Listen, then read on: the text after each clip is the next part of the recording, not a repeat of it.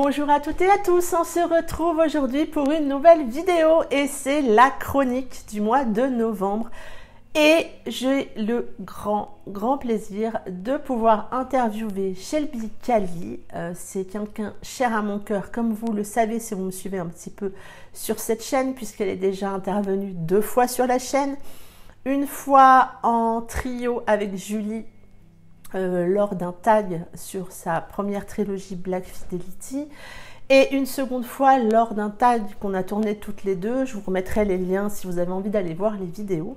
Et donc aujourd'hui, on la retrouve pour une interview, puisque vous le savez certainement, Shelby Kali a sorti un tout nouveau roman chez Black Ink Édition ces derniers jours. Et donc c'est un réel plaisir pour moi de l'interviewer. Et donc on commence tout de suite. Tout d'abord, peux-tu te présenter pour les lecteurs et les lectrices qui ne te connaissent pas? Bonjour, donc moi c'est Shelby Kali, j'ai 33 ans, je vis dans le Finistère en Bretagne et j'écris de la romance et je suis actuellement publiée chez Black Ink Édition. Depuis combien de temps écris-tu? Alors en fait j'écris depuis l'adolescence, j'aimais bien écrire des suites d'histoires, hein, des fanfictions comme on appelle ça.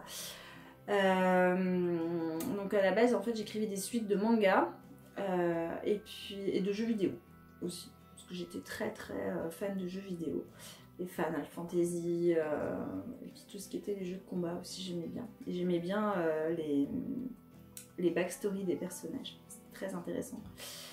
Puis ensuite est venue l'époque de Buffy contre les vampires où ils nous ont fait l'affront de ne pas nous faire de saison 8. Donc en fait je l'ai écrite, même si elle existe en BD. Voilà, moi j'avais écrite la saison 8 de Buffy qui restera à jamais dans mes cartons. Voilà. Et puis après j'ai arrêté. J'ai vraiment arrêté et j'ai repris goût en fait à la lecture et à l'écriture quand la saga Twilight est sortie. Et ensuite il y a eu 50 nuances de Grey, donc là j'ai vraiment découvert en fait un univers littéraire qui me plaisait et qui me correspondait. Puis c'est avec Anatode, avec les After, où en fait j'ai découvert la plateforme Wattpad, et en fait c'est là-dessus que je me suis lancée, donc c'est là où j'ai commencé à écrire, et notamment Black Fidelity. Et puis 2 ans plus tard, je me suis lancée dans l'édition. Donc voilà. Peux-tu nous parler plus précisément de ta dernière sortie Possessed Souls chez Black Ink Édition? Alors en fait, Possessed Souls, qu'on dit Possessed Souls en anglais. Désolée pour le nom imprononçable, mais à coup pas. Donc en fait, je l'ai écrite cette histoire parce que je voulais me sortir de l'univers de Black Fidelity. Donc en fait, je voulais une héroïne aux antipodes en fait de Lynn, hein, qui est l'héroïne de Black Fidelity. Et en fait, je me suis un peu éclatée. Au début, voilà, enfin, je me suis éclatée tout pour aller écrire, hein, et en fait, du coup, ça a donné un romantique suspense. Il ne faut pas trop vous attendre à de la mièvrerie dedans, c'est pas Petits cœurs oiseaux, c'est une romance assez sombre dans un sens, et mon héroïne, elle a pas froid aux yeux. Donc voilà, faut pas avoir peur de le lire pour ça, mais voilà. Donc en fait ça va se passer un peu dans le milieu de la mafia, dans le milieu de la nuit, voilà. Et vous allez un peu voyager aussi, parce que j'aime bien voyager dans mes livres. Vous allez avoir un héros avec un passé sombre, et en fait les deux ensemble ça va être assez électrique, et voilà. Donc j'espère que ça vous plaira. Où puisses-tu ton inspiration pour tes histoires et tes personnages? Alors, généralement, les histoires, elles me viennent... J'ai une idée, un thème, et généralement j'écoute beaucoup de musique à longueur de journée, et souvent les scènes, elles se déroulent dans ma tête pendant que j'entends de la musique. Et souvent c'est carrément tout le livre qui se déroule, et du coup je pose tout sur papier, et je construis quelque chose, et puis ça donne un livre. Voilà. Mes personnages, Là, en l'occurrence, je me suis pas forcément inspirée de qui que ce soit. Je pense que tous les auteurs puisent un peu en eux. Je pense que le côté connasse de Megan, je dois l'avoir en moi, dans un sens, même si je suis pas du tout normalement une connasse, à moins que quelqu'un ait à redire là-dessus, je ne sais pas. Et pareil, Connor, il a un côté hyper protecteur que j'ai aussi. Enfin voilà, après, je me suis pas forcément inspirée, dans celui-là du moins, de gens ou de personnalités, voilà. As-tu encore le temps de lire et si oui, quelle lectrice es-tu? Alors, le temps de lire, oui et non. J'ai beaucoup moins le temps de lire qu'avant parce qu'en fait je suis très occupée, que ce soit en termes d'écriture mais aussi en termes de ma vie, en fait c'est un peu plus compliqué. Et je suis une lectrice lente. Donc je prends mon temps pour lire et je suis une lectrice qui vit vraiment un bouquin à fond. Je peux relire plein de fois un passage pour m'en imprégner vraiment, pour revivre l'intensité du truc, pour chercher plus ou moins des subtilités que j'ai cru sentir quelque part. Enfin, donc voilà, je suis pas, je peux très bien mettre un mois à lire un bouquin. Faut pas, voilà. Mais, et puis en plus de ça, je suis pas très concentrée très souvent parce que je pense à 10 millions de choses en ce moment. Voilà. Donc le cerveau est en ébullition. Donc c'est toujours un peu compliqué. Mais voilà, je suis une lectrice passionnée et je sais aussi choisir mes lectures maintenant. Donc généralement, j'arrive quand même à faire le tri. Voilà, donc je sais ce qui me plaît, ce qui va me plaire, et puis en quel cas, si c'est pas le cas, ça me construit aussi moi en tant que lectrice. Je pense qu'avec le temps, on sait ce qui nous plaît ou pas, donc voilà, on choisit mieux ses lectures. Peux-tu me décrire ton espace de travail? Eh ben, il est juste derrière moi. Alors je vais me pousser. Je vais essayer de vous montrer un petit peu, voilà. Alors en fait, donc là c'est mon bureau. J'ai plein de photos en fait que j'ai fait au cours de festivals, de salons de livres et tout ça. Des souvenirs avec des copines auteurs, des lectrices. Voilà. Pour moi, c'est important d'avoir ça là parce que en fait, c'est vraiment des moments qui sont chers à mon cœur et que je veux garder. Et ça me booste en fait quand j'écris de voir tout ça parce que je me dis la concrétisation en fait d'un livre, c'est ça. Et c'est des moments d'amour, c'est des moments de partage. Et c'est vraiment important, voilà. Donc voilà, mon PC, enfin tout mon matos, c'est vraiment mon coin à moi, chez moi, pour l'écriture. Donc voilà, et mes copines, mes amis, tout ça. Et souvent, j'ai des petites lampes, enfin une lampe portative, voilà, j'ai tout ambiancé. Pour être vraiment bien, c'est mon lieu écriture cocooning, quoi. Mais ça peut m'arriver de descendre mon PC, d'écrire sur mon canapé, devant mon poêle, enfin, voilà, ça tout dépend de mon humeur aussi. Quand tu écris, écoutes-tu de la musique et si oui, laquelle? Alors oui, j'écoute de la musique quand j'écris, mais pas toujours. Alors en fait, je m'explique. Souvent, et c'est une musique par rapport à une scène. Donc en fait, quand il y a une musique qui correspond à une scène, je l'écoute en boucle jusqu'à avoir fini d'écrire ma scène. Des fois non, parce que j'ai besoin de vraiment me concentrer et du coup je coupe tout, j'ai besoin de silence parce que c'est très important, voilà. Ou alors, carrément, j'ai des trucs d'ambiance. Je me souviens d'avoir écrit une scène de Black Fidelity en écoutant sur YouTube des vidéos, enfin il y a des vidéos avec que du son, hein, c'est une image fixe, de pluie qui tombe avec un orage. C'est voilà, mais en fait c'était hyper important pour moi parce que vraiment j'étais imprégnée dans le truc et j'y étais dans ma scène. Et a priori ça n'a pas trop mal fonctionné vu les retours que j'ai, donc voilà, je peux très bien vous écouter ça, hein, genre on est à la plage, je peux très bien écouter les vagues, voilà, c'est ou de la musique, ça dépend, mais pas toujours. Quel est le livre qui t'a le plus marqué? Alors, ça va pas être de la romance, bizarrement. En fait, je vais vous parler d'un livre qui m'a marqué étant petite. C'est un livre que mon père me lisait. Ça s'appelle Cabot Caboche et c'est de Daniel Pénac, donc un ancien professeur de lettres qui est aujourd'hui écrivain assez connu en France quand même. Et en fait, c'est l'histoire d'un chien et c'est le chien qui parle. Et c'est pour moi un livre qui a été très important, dans le sens déjà où c'est un lien que j'ai eu avec mon père assez fort sur ce bouquin-là, et voilà, c'est vraiment un bon souvenir pour moi. Et en plus, pour moi, c'est la première approche que j'ai eue sur l'empathie qu'on peut avoir envers un animal. Alors déjà, j'avais des animaux à la maison. Et je suis très sensible à la cause animale.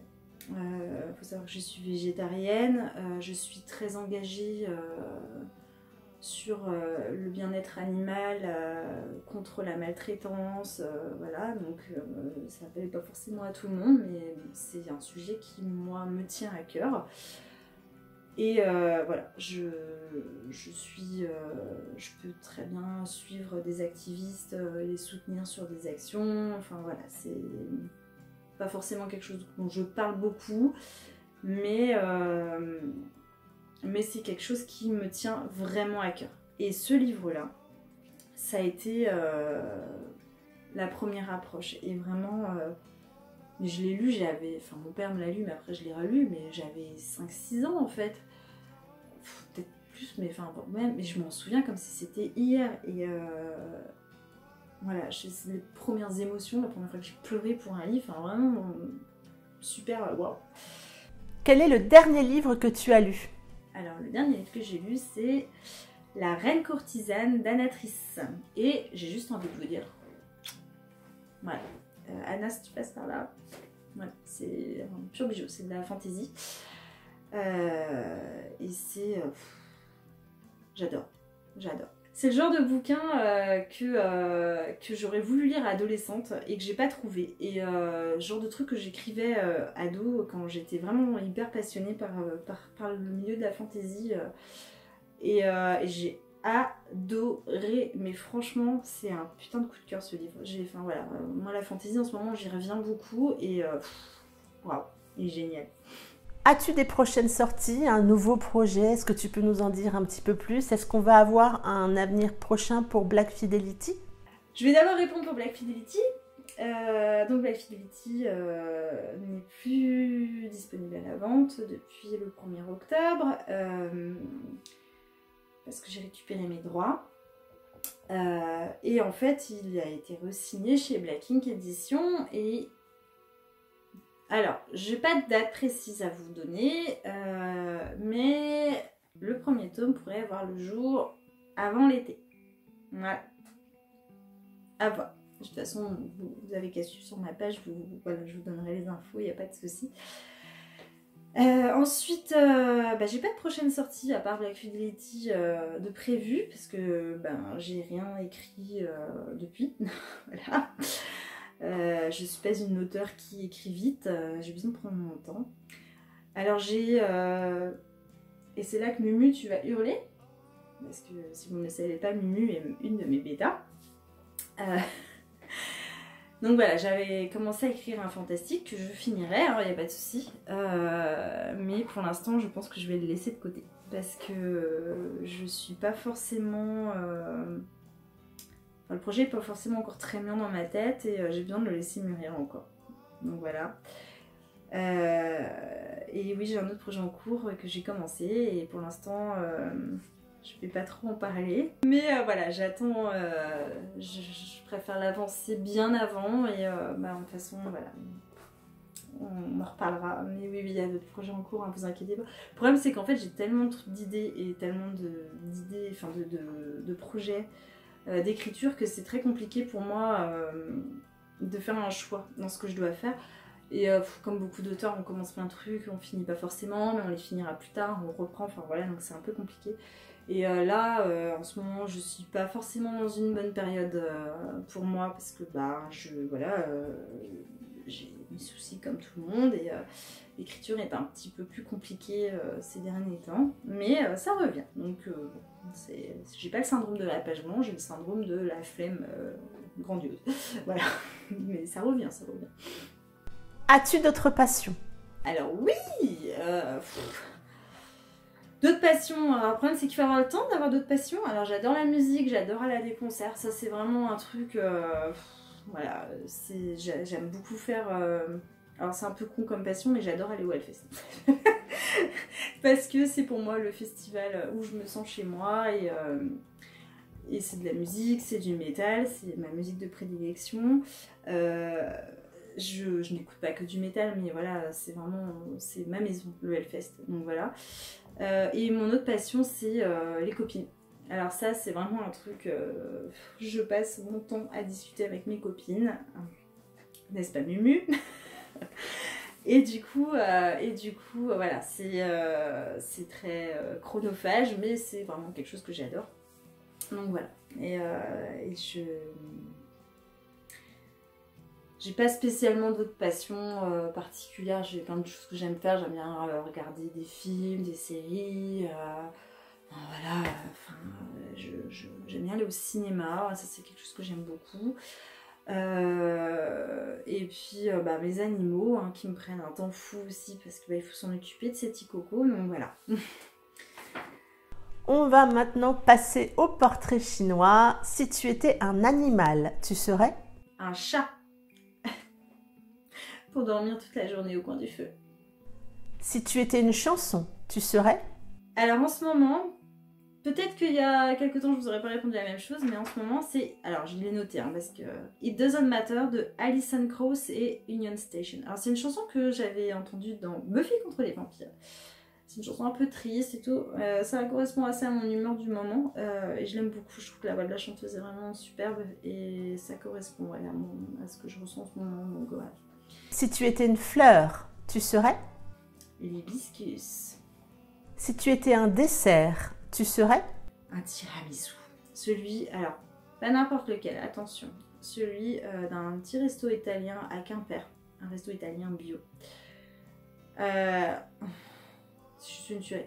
Je me damnerais pour celui-là, franchement. Si tu étais une boisson, tu serais? Une bière fraîche. Bah, rien de mieux que ça, l'été quand il fait chaud. Une bière fraîche. Si tu étais un mot, tu serais? Apéro. Si tu étais un appareil domestique, tu serais? Bah, un ordinateur. Tu peux tout faire avec un ordinateur. Si tu étais une qualité, tu serais? La gentillesse.